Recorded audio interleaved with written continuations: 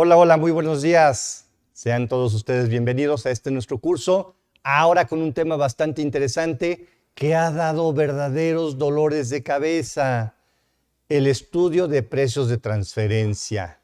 Que de precios no tiene nada, que de transferencia no tiene nada y de estudio menos. Ha sido conocido así en México cuando en realidad bien podría llamarse un análisis sobre lo que es la razonabilidad de las utilidades o un análisis de los márgenes de rentabilidad. Son conceptos totalmente distintos. Probablemente más de uno de ustedes, siendo contadores en las empresas o en sus despachos que prestan servicio a sus clientes llamados empresas o personas físicas, sufren porque tienen que entregar una cantidad de información para el hacedor de precios de transferencia, y en donde de pronto tú te preguntas, oye, ¿de verdad tú lo vas a hacer? Pues si todo te lo di yo, pues sí, de eso se trata, donde la empresa participa, claro, la empresa vía el contador o todas las áreas involucradas para tales efectos, participan en más de tal vez un 70, 75, 80% para poder definir exactamente un soporte documental llamado en México estudio de precios de transferencia. ¿Y para qué sirve? ¿Y cómo se hace? ¿Y quién lo tiene que hacer? ¿Y qué incluye? ¿Y por qué me quita tanto tiempo? ¿Y de dónde sacaron las comparables famosas? ¿Y qué pasa si yo no tengo partes relacionadas en el extranjero? ¿Estoy obligado a ello? ¿Y qué pasa si no lo hago? ¿Y qué riesgos corro? Y luego me permiten, o más bien me obligan a llenar una declaración informativa con ciertos datos que pues según yo como contador de la empresa es muy fácil llenarlos, pero ya después hay ciertos renglones en donde dice uno, ah caramba, ¿y esto de dónde carambas lo invento? Y además tengo que poner el nombre de la persona que realizó dicho estudio. No voy a poner el mío. ¿Y qué pasa si le pongo a Juanito Pérez o le pongo a uno de mis auxiliares o me pongo yo? Pues total. ¿Qué riesgos va asumiendo uno? Es una cantidad de preguntas que nos podríamos ir haciendo a lo largo y el transcurso de esta mañana, y por eso es que les invito como tal en esta trágica semana de después de elecciones, votaciones, muchos festejando, muchos llorando, en donde ya se van alineando, aclarando las cosas y en donde todavía tenemos mucho por hacer en nuestro México. Para un partido o para otro, no importa, hay mucho por hacer. Y así entonces las cosas no van a cambiar. Las cosas, al menos para efectos fiscales, créeme, se van a poner peor. La recaudación se tiene que incrementar considerablemente. Antes, yo recuerdo, recién empecé a estudiar la materia fiscal, estoy hablando de 1990, 91, en donde se subdividían los ingresos fiscales, en donde estaba el cuerpo de precisamente los contribuyentes y Pemex. Pemex aportando un 30, 35, hasta un 40% del total de la recaudación, entre IVA, ISR y IEPS. Y de pronto, hoy, o tal vez ya desde hace 2 sexenios, porque ya acabó el actual, y un poquito más atrás, te dice, momento, Pemex no funciona, Pemex no genera ingresos.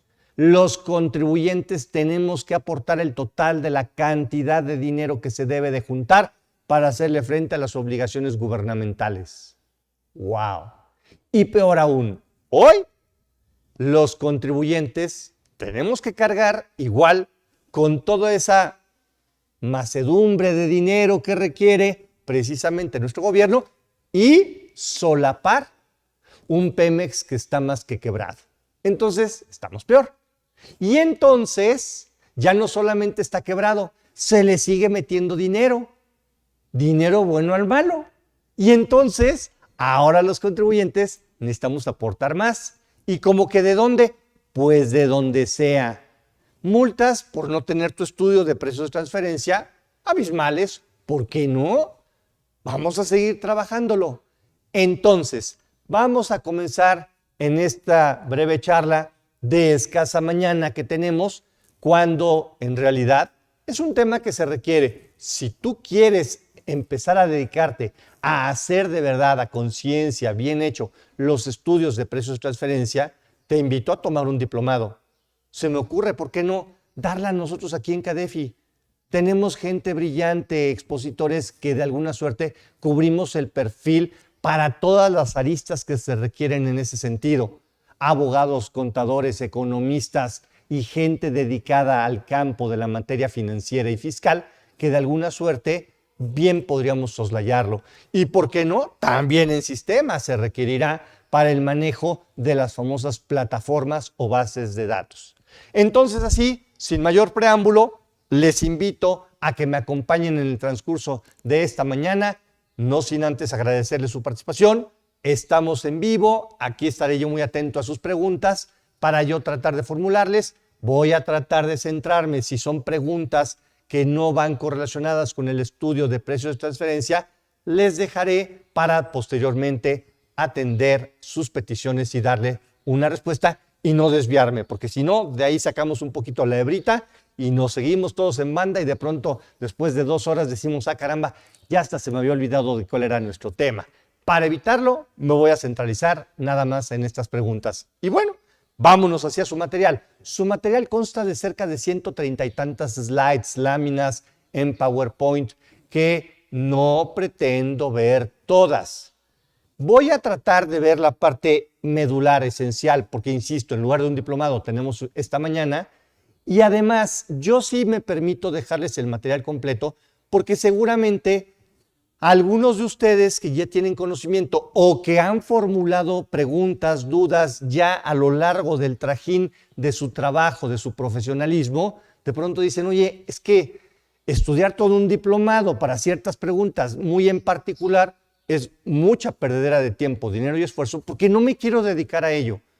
Y 2, si en última instancia el material les puede dar ese apoyo muy en específico, que por ejemplo el tema del COVID, que si por ejemplo el tema de regalías, que si por ejemplo el tema de outsourcing, son pequeñas aristas que han dado dolor de cabeza en los últimos años y me permito también dejarles como parte de su material para precisamente, en su caso, si ustedes tienen esa inquietud, les pueda servir y ustedes puedan abordarlo así con plena calma allá en su oficina o tal vez en el interior de su hogar.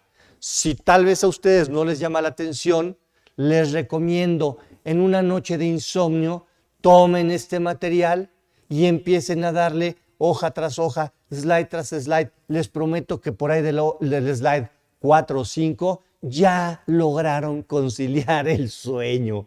¿Por qué? Porque son temas muy en específico como tal. Nos podemos perder, pero sí quise hacer este collage, el rejuntar un tanto cuanto la información básica con la información un poquito más detallada para todos ustedes.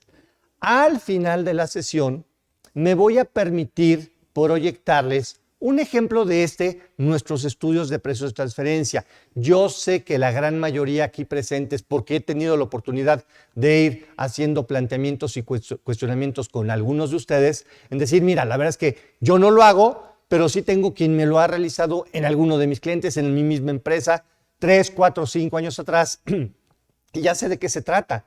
Ahí los tengo guardados o ahí los tengo en un archivo electrónico, pero para los que de alguna suerte es la primera vez que se enfrentan a un ¿y eso qué es y de qué se trata?, valdrá la pena. Son cerca de 70, 80, 90 páginas de un buen estudio de precio de transferencia. También, obviamente, no pretendo dar lectura a todo, para efecto simplemente de dar el esquema básico desde lo que es precisamente lo que incluye o temario del estudio y algunos puntos esenciales que bien vale la pena mencionar. Así entonces, vámonos a su material, sin mayor preámbulo, en lo que es precisamente esta integración de la información y qué vamos a estar viendo en el transcurso de esta mañana. los conceptos generales y básicos como definición, estructura de negocio, estructura del estudio de precio de transferencia, las obligaciones de la ley de impuestos sobre la renta como tal, de lo que es un sujeto obligado a su realización de este estudio, identificar las partes relacionadas y muy por encimita las guías de la OCDE, de la OCDE para tales efectos. En tercer lugar, la estructura y contenido de nuestro estudio de precios.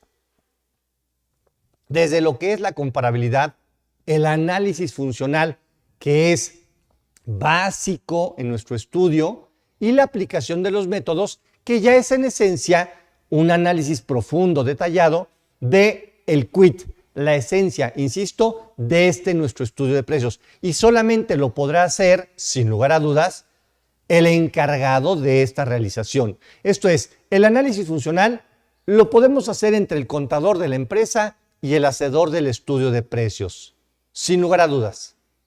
Pero ya en detalle, la aplicación de los métodos, de la metodología que se tiene que seguir para tales efectos, que viene inmersa en cuerpo de ley en los términos del artículo 179, 180 de la Ley de Impuesto sobre la Renta, ya es un grado de análisis mucho más avanzado para estos efectos, razón por la cual sí tengo que hacer al menos una mención de lo que se trata, del por qué se selecciona alguno de estos métodos y el protocolo, el deber ser de cuando se integra precisamente este estudio, que te obliga la Ley de Impuestos sobre la Renta vía las guías de la OCDE, nos indican, oye, estos métodos tienes primero que ir descartando en ese orden que viene en la aplicación de cada una de las fracciones de ese artículo de la Ley de Impuestos sobre la Renta, tienes que ir eliminando y justificando, dando la razón por la cual el hacedor de precios decidió no utilizar la fracción primera, o sea, el método 1, la fracción segunda, o sea, el método 2, y tal vez llegaste siempre al 6. Bueno, así se quedará, pero tienes que identificar, el hacedor de precios tiene que identificar y justificar, insisto, la razón por la cual descartó todos los métodos anteriores. Y ya un análisis de precios de transferencia como tal, con un análisis inclusive estadístico para efectos de identificar precisamente a través de las famosas medianas, la MU, ¿te acuerdas? En estadística o mediana o promedios, y así identificar los rangos a través de los cuales se identifican si es que la empresa se encuentra dentro de lo que se le denomina rangos intercuartiles. El cuartil viene de un cuarto y entonces tenemos que conformar 4 cuartos. Si tú tienes un eje de X y Y tienes precios y variables, encuentras una curva. Y dentro de esta curva de tu eje XY vamos a tener que identificar estos 4 rangos intercuartiles, de razón por la cual se elimina por estadística el rango, el primero, y se elimina el cuarto para quedar con 2. Y con estos 2 quiere decir que estás dentro de la mediana. Esta metodología así de fácil se explica. Es como un hacedor de precios te lo tiene que dar a conocer. Oye, ¿cómo sabes que estoy en rango intercuartil? Que estoy dentro de los rangos de precios de transferencia. Porque tengo que hacer un estudio. Y ese estudio es con base entonces a dónde está la empresa, qué márgenes de rentabilidad tiene. Ojo, insisto, qué margen de rentabilidad tiene o qué costo en porcentaje se lleva del total de las ventas o qué porcentaje de utilidad bruta se lleva respecto de las ventas o qué utilidad neta se lleva en margen respecto de las ventas. Esos son precisamente tus metodologías. ¿Qué método usaste? ¿Una metodología con base a costos? ¿Una metodología con base a utilidad bruta? ¿Una metodología con base a utilidad neta? ¿O tal vez una metodología con base a precio? Un precio que es el ingreso. Y por eso entonces se detona el estudio de precios. Pero es un solo método de los que existen, 3 que hay, y que entonces ese uno que sí se va en base al precio para justificar. Oye, Vic, pero a ver, estamos ya en buen momento para integrar una gran pregunta. ¿Y en qué casos voy a utilizar entonces el precio? Cuando tienes una comparable que es muy fácil de detonar. ¿Qué es eso del comparable? Tu comparable es cuando somos capaces de identificar, oye, ¿por qué lo estás vendiendo en $100, en 1,000 pesos, en 10,000 pesos, en 100 millones? Pues porque este producto lo mismo se lo vende a mis partes relacionadas que a mis partes no relacionadas. Un ejemplo muy sencillo, hacemos playeras, camisetas y playeras polo, lo que sea, ropita para caballero. Ahí estás. ¿Y en cuánto las vendes? Mira, las vendemos en 300 pesos. Tenemos un costo de 200. Muy bueno, muy bueno. Tu margen de utilidad. Oye, ¿y a quién le vendes? Pues yo le vendo lo mismo. Tengo locales para la venta en el centro de la ciudad, en provincia, por internet, público en general. ¿A quién más le vendes? Pues a cadenas interesantes como de supermercados o tiendas departamentales. Que a todo dar. ¿A quién más le vendes? Le vendo también a las empresas del grupo. ¡Wow! ¿Y por qué tantas? Es que son distribuidores o subdistribuidores. Tenemos una SADCB que es distribuidora de nuestra ropa SADCB. Y esa está en Huimanguillo. Y tenemos otra en Acapulco. Y tenemos otra en Huatusco. ¿Qué sé yo? Tenemos 4 o 5 razones sociales. ¿Ok? ¿Y en cuánto se la vendes? Si se la vendes al mismo precio que a las tiendas de un supermercado o de una tienda departamental, esas tiendas, van a ganarle. Ellos revenden tu producto. Igual que tus tiendas que tienes en esa de venta de mi ropa SADCB, las filiales o sucursales de tu grupo. Porque lo mismo que le gana a Liverpool, le ganan estas de acá. Si es que Liverpool es parte de tu vida. Si eres totalmente Palacio, lo mismo le gana a Palacio que tus tiendas intercompañías o de grupo. Entonces ya tienes un comparable interno y eres capaz de ya no buscar en una base de datos internacional, oye, ¿qué margen de utilidad tendrá la marca Apollo o la marca Banana Republic o la marca quién sabe qué? No, porque ya tienes un comparable al interior de la República y entonces se cumple la premisa. Así vamos a estar dando los ejemplos básicos para que tú, mi querido contador, que estás inmerso en un grupo de empresas nacionales o extranjeras, seas capaz de identificar las razones y cuestionarle al hacedor de precios.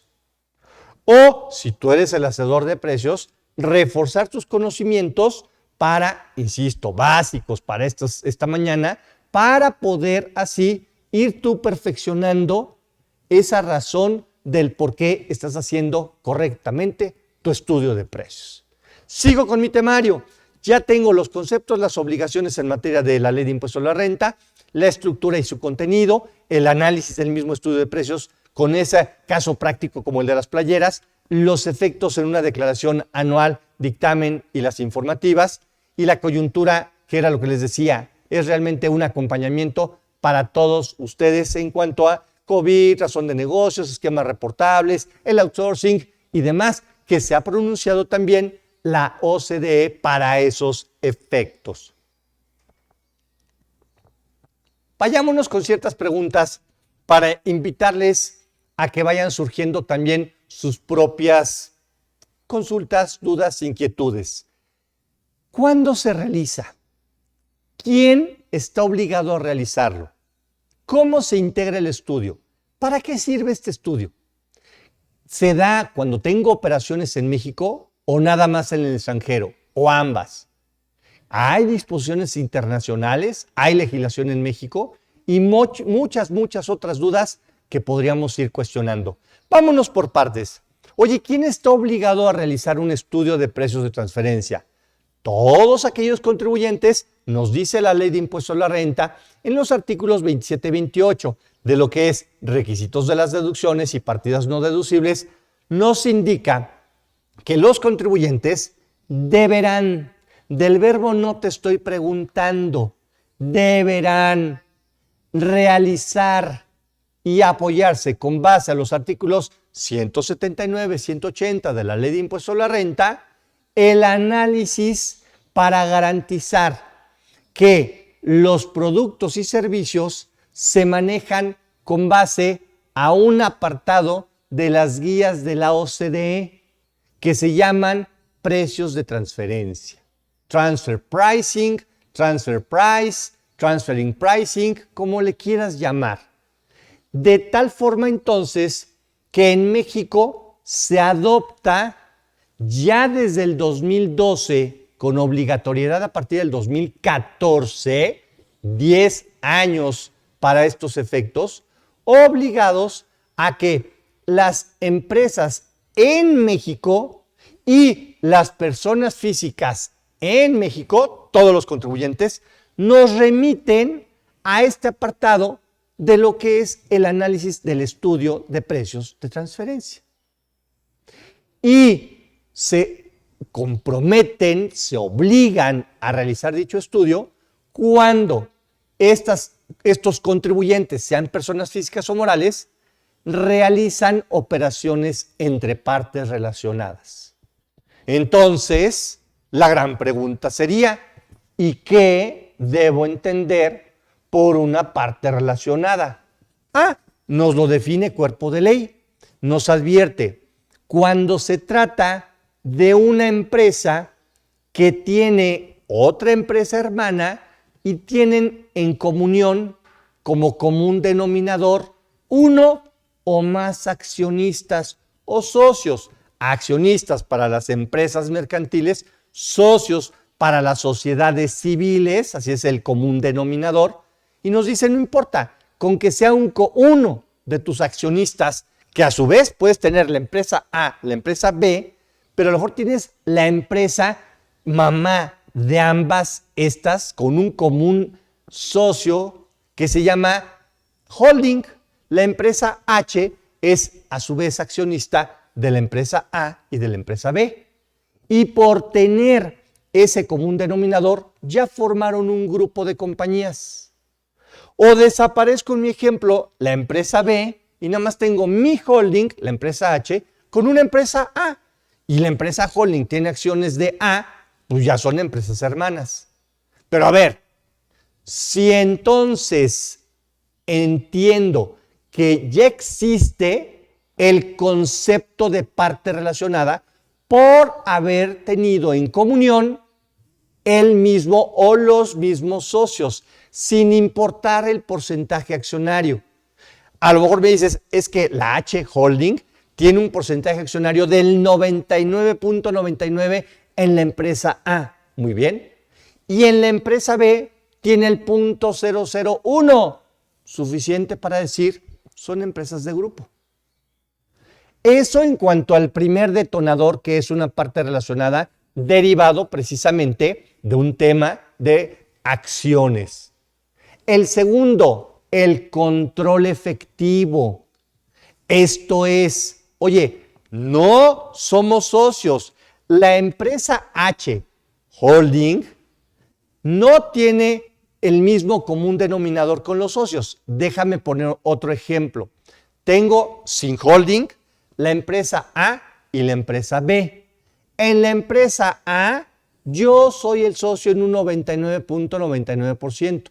Y en la empresa B está mi compadre, está un compañero de la universidad, está un cuate que conocí hace 3 años y pues por azares del destino nos dedicamos más o menos a lo mismo y entonces yo le compro su materia prima o él me compra mi materia prima o yo le compro su producto terminado o yo le compro o él me compra mi producto terminado, lo que sea, hay operación. Oye, pero no hay común denominador de los socios. No, aquí no. Aquí él es feliz por su vida, su empresa, su esposa, su todo. No tiene nada que ver conmigo. Ni somos parientes, ni nada de nada, ni compadres siquiera. Nada. Ah, pero ¿qué crees? El total de su producto lo compro yo. O al revés, el total de mi producto me lo compra su empresa. Ya hay un control efectivo. Ya hay un control innato en donde se pierde la objetividad del precio.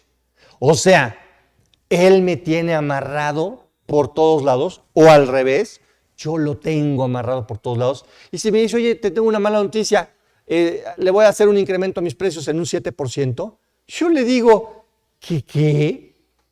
¿Eso qué? ¿De dónde sacas el 7%? Es que fue la inflación. No, a ver. ¿Y de cuándo acá me has incrementado la inflación en porcentaje de tus productos? No, mira, te voy a dar chance por esta ocasión y te voy a dar la oportunidad de que le incrementes nada más un 2% a los productos. Oye, pero es que no salgo. No, ni te pongas flamenco, si quieres. Porque si no quieres, mira, la puerta es muy grande. Tengo el control efectivo. O me tiene en un control efectivo. Y ya no te voy a comprar, Del verbo te trueno. Y como yo ya sé tus costos, yo sé que aún con un incremento del 2%, le sigues ganando una bicoca, pero le sigues ganando. ¿Me explicó? De tal suerte entonces que ya dejó de ser un precio de mercado, ya dejó de ser una objetividad de un negocio independiente.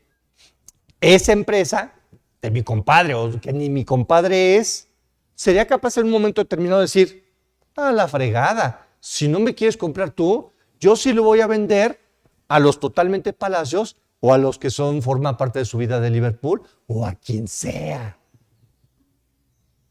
¡Wow! Y entonces, esa empresa va a empezar a vender sus productos con un 7% de incremento según la inflación, al precio que se le antoje y que su cliente le acepte. Precio de mercado. A mí no, porque yo le tengo comprado el 99.99 de toda su producción. Ah, ok, ya no es valor de mercado. Aquí puede haber una consulta, duda muy inquietante. Oye, Vic, ¿y qué pasa, siguiendo tu ejemplo? Yo soy una empresa que hago tazas, por ejemplo, salud. Hago tazas. Ah, qué bonita taza. ¿Pero qué crees? Se la vendo a una de estas cadenas ultrapoderosas que tiene más de chorrocientas sucursales a nivel nacional. Me pide chorrocientos miles y miles de mi producto y no me la acabo. Toda mi producción se va para esa empresa, para esa tienda de conveniencia, de supermercado, departamental, lo que sea. Nada más vivo para ellos y me tienen agarrado efectivamente. Aquí, ¿crees tú que existe un control efectivo? Y deberíamos de hacer un estudio de precio-transferencia, yo te diría, mira, técnicamente hablando, como hay un artículo en Código Fiscal de la Federación que nos dice que las leyes fiscales en materia fiscal son de cumplimiento estricto con una literalidad en cuerpo de su interpretación, yo te diría, pues sí, ya te tienen en un control efectivo. Sin embargo, las autoridades soslayan, dejan entrever en un sentido estricto decir, te entiendo, es una de esas cadenas superpoderosas que te hacen manita de puerco y te tienen controlado por todos lados, pero no son partes relacionadas. Y como esa empresota de supermercados, lo que sea, te tiene analizado en tus costos, porque les das toda la información a vida y por haber para entrar a venderles, te dicen, mira, le vas a ganar bien poquitito a cada una de tus playeras.